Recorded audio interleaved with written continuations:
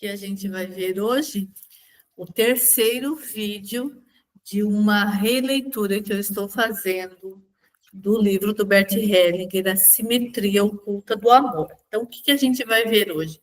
Hoje a gente vai desvendar os padrões que mantêm os casais unidos, mesmo diante dos desafios mais difíceis, e mostrar como você pode aplicar esses princípios na prática.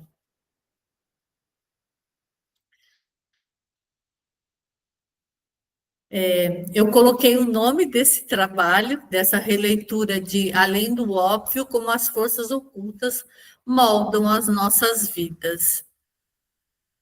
É do livro A Simetria Oculta do Amor, e se eu pudesse resumir esse livro em uma frase, que é muito difícil, mas eu resumiria em: existe uma força invisível que nos conduz. Então, quem foi Bert Hellinger? Ele foi um filósofo e um pedagogo alemão que sistematizou as leis sistêmicas que a gente vê na constelação familiar. Se você ainda não viu o primeiro vídeo sobre o que é a consciência e o segundo vídeo sobre as leis sistêmicas, eu vou te fazer um convite para você assistir, para você ter um conteúdo mais estruturado. Que esse terceiro vídeo, a gente vai ver sobre o relacionamento homem e mulher. O que eu aprendi entendendo um pouco mais o relacionamento entre homem e mulher na visão sistêmica? Eu pude olhar com mais respeito e reverência todas as relações que vieram antes de mim e também para minhas próprias relações. E eu pude ver que todas as relações são sagradas. Eu sou Melânia, sou filósofa, pedagoga, sou consteladora familiar e eu tenho um espaço de terapia aqui em Joinville. Se você quiser conhecer mais sobre o nosso trabalho, você pode seguir o nosso perfil no Instagram, saber sobre nossas mentorias. Lá eu posto conteúdos de autodesenvolvimento e também conteúdos sobre constelação familiar sistêmica. O que é, na verdade, então, a constelação familiar? Constelação familiar sistêmica, ela veio de uma tradução do alemão, que uma referência mais próxima sobre o que realmente é o trabalho em si, é algo como colocar cada um no seu devido lugar. Então, lembrando que constelação é um grupo de pessoas, coisas ou estrelas. Então, fica mais ou menos assim, né? Dentro desse grupo ao qual eu pertenço, qual o meu devido lugar? E aí, para ficar melhor, para a gente falar, colocaram de constelação familiar sistêmica, está bem? A constelação, ela é regida por 3 leis sistêmicas, que são essas ordens ocultas. Quando a gente reconhece a força dessas ordens ocultas, a gente consegue perceber o efeito delas em nossas relações e também em nossa vida. E, de verdade, o que acontece numa constelação familiar? Há uma troca de imagem interna da gente, porque a gente carrega uma imagem interna que ela não segue essas ordens sistêmicas. E dentro da constelação é formada uma outra imagem que segue essa ordem. E essa nova imagem, ela acaba fazendo também uma modificação na estrutura do nosso cérebro. Então, para uma relação dar certo, é preciso que os parceiros sigam essas 3 ordens. E que ordens são essas? O pertencimento, a hierarquia, o equilíbrio entre o dar e tomar. A gente vai ver cada uma dentro do relacionamento. Primeiro é o pertencimento. Então, existe uma necessidade de reconhecer e respeitar o espaço que cada um tem dentro do sistema, para que os membros eles se sintam inteiros. Então, se tiver faltando alguém, é muito provável que os membros eles se sintam como se tivessem incompletos. Então, também deve ser dado um lugar especial para a família de origem do parceiro, e ela toda deve ser incluída. Quem é a família de origem do nosso parceiro? São os pais, os irmãos e todos aqueles que vieram antes. E também deve ser dado um lugar e reconhecido a importância das parcerias anteriores. Isso tudo porque todas essas pessoas, todos esses membros dessa constelação de pessoas, a gente forma uma alma, uma única alma, uma alma coletiva. E essa alma coletiva, ela não admite que alguém esteja excluído ou se exclua dela, porque ela fica incompleta mesmo, né? E a outra lei é a hierarquia. Reconhecer e respeitar os que vieram antes é fundamental para que o sistema encontre harmonia. Então, respeitar e honrar a família de origem do parceiro, como já foi colocado, ela veio primeiro. Reconhecer a importância dos relacionamentos anteriores, entender que eles vieram primeiro, né? E esse relacionamento veio depois. Reconhecer também e dar prioridade ao relacionamento de casal. Bert, ele fala que os filhos se sentem mais seguros e felizes quando o casal prioriza a sua relação, porque essa veio antes dos filhos. E também é necessário respeitar o papel de cada um dentro dessa parceria. A terceira lei é o equilíbrio entre o dar e tomar. Esse é um princípio essencial para manter relacionamentos saudáveis e harmoniosos, especialmente a relação de casal. Então, aqui, quem dá mais pode se sentir exausto e desvalorizado. Quem recebe, quem sempre está recebendo, pode experimentar um sentimento de culpa ou dívida. E também, por causa disso, pode haver uma perda de conexão e respeito mútuo. Então, a base do relacionamento de casal é o homem e a mulher, que são a base da família. E a base da família é a atração sexual entre o homem e a mulher.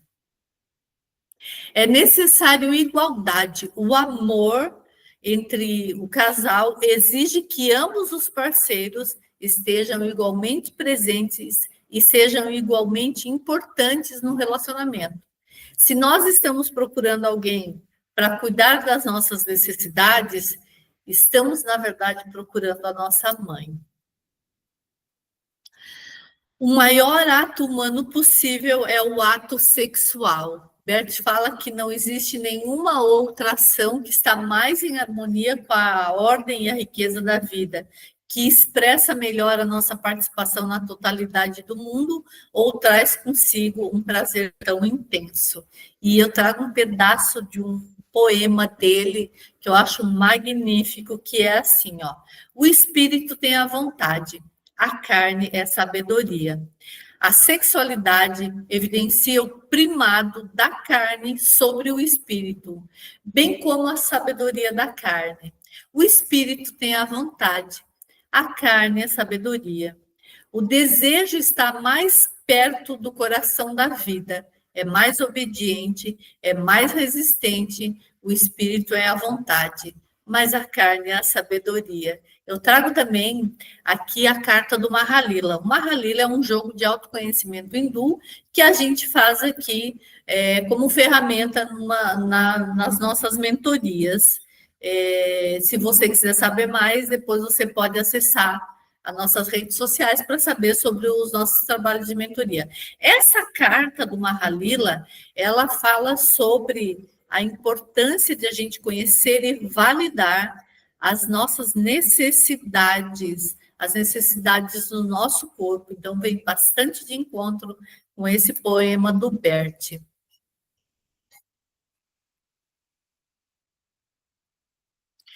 Só depois que a gente consegue renunciar ao apego rançoso ou amoroso por nossos pais, é que podemos, de fato, nos integrar ou nos entregar ao nosso parceiro. O amor é bem servido quando a esposa segue o marido em seu linguajar, em sua família e cultura, e quando aceita que os filhos também o sigam, e o masculino serve o feminino. Algumas danças ficam melhor quando o homem conduz, e para a mulher ser conduzida. As mulheres que querem se sentir mais leves e seguras precisam passar para a esfera da mãe, da avó e da força primordial feminina. Os homens que se sentem fracos para liderar precisam passar para a esfera do pai, do avô e para o mundo sadio masculino. A mulher ser responsável pelo bem-estar interno do lar e o homem pela segurança externa é um padrão que a gente segue há séculos. E este campo ainda é muito forte. E quem segue este padrão tem mais chance de ter uma vida satisfatória. Lembrando que o Bert fala que essas leis não são rígidas logicamente, elas vão mudando de acordo com a nossa mudança de padrão. E hoje ainda é muito forte, mas não significa que ela é absoluta e nunca vai mudar, tá bem? Então, eu quero deixar uma coisa aqui para você, que não é para você se confundir em se deixar ser conduzida com obediência cega. Então, seu parceiro e você devem ter um plano de vida em comum. Ambos querem caminhar para esse objetivo.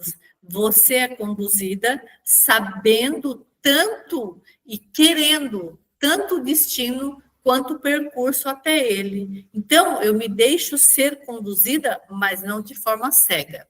Eu só me deixo ser conduzida porque o destino me agrada e eu escolhi isso junto com meu parceiro.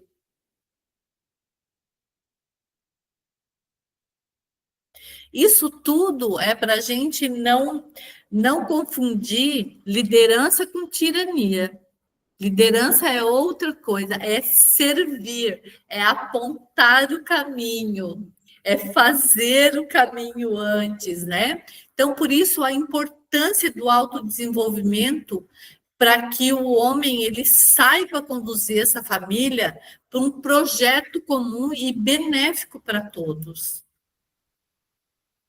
Então, o Bert ele fala da adoção, quando ela é bem sucedida, ela depende da intenção de como é feita essa adoção. Por exemplo, muitas pessoas adotam em benefício próprio, mas com isso o casamento pode ser sacrificado ou até acontecer como troca, doença, a morte ou aborto.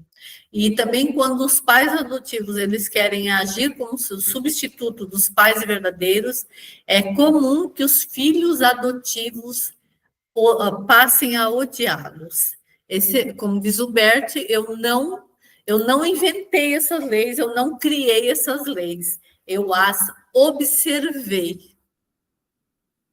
Então, para o aborto, ele fala, e a gente vê no campo realmente que surgem sérias consequências do aborto. E o melhor que a gente tem a fazer é honrar essa vida, o sacrifício dessa vida que não ficou, vivendo a nossa vida plenamente. Então, a gente o honra mais do que se a gente quisesse morrer, porque, em geral, quando é cometido um aborto, tanto o homem quanto a mulher, a gente olha muito no campo, que o desejo deles para compensar isso que foi feito é ir junto, mas isso traz apenas um peso a mais, um sacrifício a mais para essa consciência que não ficou.